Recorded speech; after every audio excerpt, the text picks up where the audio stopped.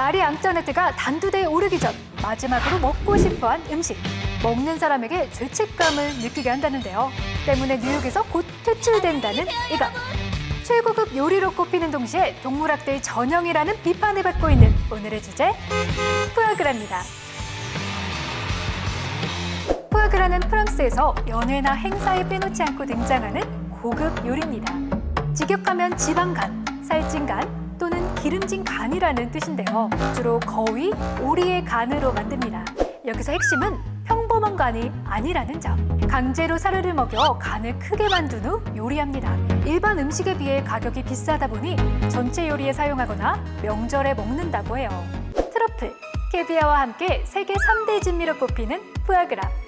고대 이집트인들로부터 유래했습니다. 피라미드 건설이 한창이던 시기, 이집트인들은 기러기들이 엄청난 양의 무화과 열매를 먹는 걸 발견했는데요. 철새들이 긴 여행에 필요한 에너지를 미리 비축해 놓는 것이었죠. 이때 잡은 기러기의 간이 특별히 맛있다는 걸 알게 된 이집트인들은 집에서 키우는 거위나 오리를 살찌우기 위해 강제로 먹이를 주입하기 시작했어요. 1년 내내 맛있는 푸아그라를 먹고 싶었거든요. 많은 양의 먹이를 먹여 간을 붓게 만드는 이 사육 방식을 프랑스어로 가바주라고 부르는데 강제로 먹인다는 뜻이에요. 이집트 벽화에서도 모습을 확인할 수 있죠. 푸아그라를 프랑스에 전한 건 유대인들이었습니다. 가바주 전통을 이어오던 유대인들이 프랑스 동부 알자스에 정착하며 자연스레 전해진 건데요. 종교적인 이유로 버터나 돼지고기를 먹을 수 없던 유대인들은 거위나 오리를 키웠고 다양한 푸아그라 요리법들을 개발했어요. 유대인들이 많이 정착한 페리고르와 알자스 지역은 푸아그라 특산지가 되었죠. 푸아그라의 가장 큰 특징은 부드러운 식감. 푸아그라는 90% 이상이 지방으로 겉을 바삭하게 구워도 속은 크림처럼 부드럽다고 해요. 프랑스는 물론 세계 고급 요리답게 레시피만 해도 책 한 권이 부족할 정도입니다. 곱게 갈아 무스 형태로 만든 후 빵, 비스킷에 발라 먹기도 하고 구워 먹기도 합니다. 사실 한국 사람 입맛에는 잘 맞지 않다는 의견도 있어요. 미끄덩한 식감과 느끼함 때문인데 그래도 익숙해지면 그 맛에 푹 빠지기도 한다네요. 푸아그라를 너무나 좋아했던 태양왕 루이 14세는 베르사유 궁전에 만찬이 열릴 때마다 푸아그라를 먹어 왕의 요리라 불리기도 했어요.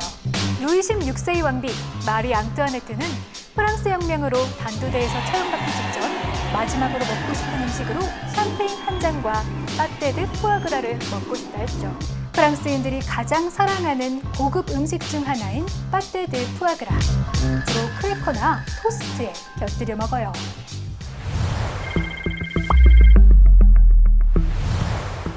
17세기 프랑스 상류층의 전유물이던 푸아그라는 19세기 말에 이르러 본격적인 산업으로 발전하게 됩니다. 오늘날 푸아그라는 통조림이나 진공 포장 등 다양한 형태로 가공돼 시장에 나옵니다. 한 마리의 거위에서 나오는 푸아그라 양은 150g 정도. 품질에 따라 최상급 A를 비롯해 B, C 세 가지 등급으로 나뉘는데요. 밑으로 내려갈수록 핏줄도 많고 맛도 떨어져요. 지방간 하면 건강과는 거리가 있어 보이지만 거위의 지방간 푸아그라는 필수 아미노산과 비타민, 칼슘이 많아 원기 회복과 스태미나에 좋다고 해요. 참 아이러니하죠? 희대의 바람둥이 카사노바, 프랑스 극작가 알렉상드르 듀마는 소문난 푸아그라 마니아입니다. 하지만 지나치게 먹으면 심혈관계에 무리가 올 수 있다는 점. 지방간인 만큼 콜레스테롤 함량도 높으니까요.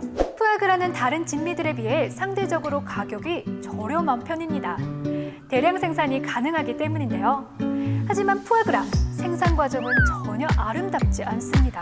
거위를 꼼짝 못하게 하고 먹이를 강제로 주입해서 간을 비대하게 만드는 가바주 사육은 많은 비판을 받고 있어요. 움직일 수 없는 좁고 빽빽한 철창수, 오리는 하루 2번, 거위는 3번씩 2kg에 달하는 먹이를 억지로 넘겨야 합니다.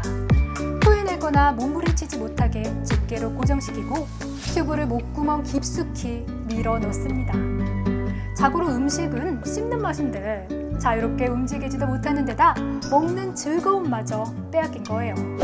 푸아그라 생산 농장을 방문했던 기자는 거위들의 상태에 대해 무기력하다라고 표현했는데요. 본능적으로 운명을 알았던 것일까요? 강제 주입은 약 2주간 이어집니다. 필요 이상으로 많이 먹은 거위의 간은 정상 크기의 10배 이상 커진다고 하니 거위의 고통이 엄청나겠죠?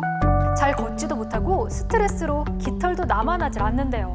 동물보호단체는 인간의 탐욕으로 거위가 희생되는 가바주를 동물학대라고 규정하고 있어요. 때문에 일부 국가에서는 비인도적인 가바주 사육을 금지하거나 아예 판매 자체를 금하는 법을 제정하고 있습니다. 캘리포니아에 이어 뉴욕에서도 곧 푸아그라가 사라질 예정이죠. 현재 가바주 방식으로 푸아그라 제조를 허용하는 나라는 세계 생산량의 약 75%를 차지하는 프랑스를 비롯해 스페인, 벨기에, 헝가리, 불가리아 등 5개 나라뿐입니다.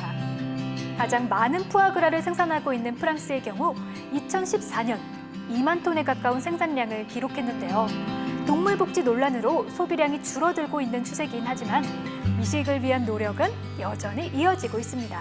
최근에는 방목한 거위의 간으로 푸아그라를 만드는 곳도 생겨났어요. 푸아그라를 처음 발견한 이집트인들처럼요.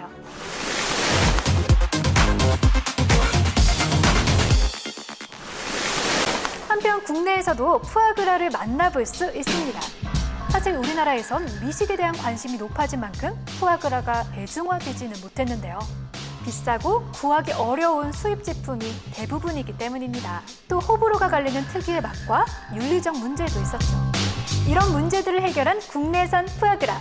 강제로 사료를 먹이지도 않고 고소함과 부드러움을 살렸습니다. 푸아그라 특유의 맛에 익숙하지 않아도 부담 없이 즐길 수 있다고 해요. 집에서 간편하게 세계 진미를 맛보며 프랑스 미식 여행 어떠세요?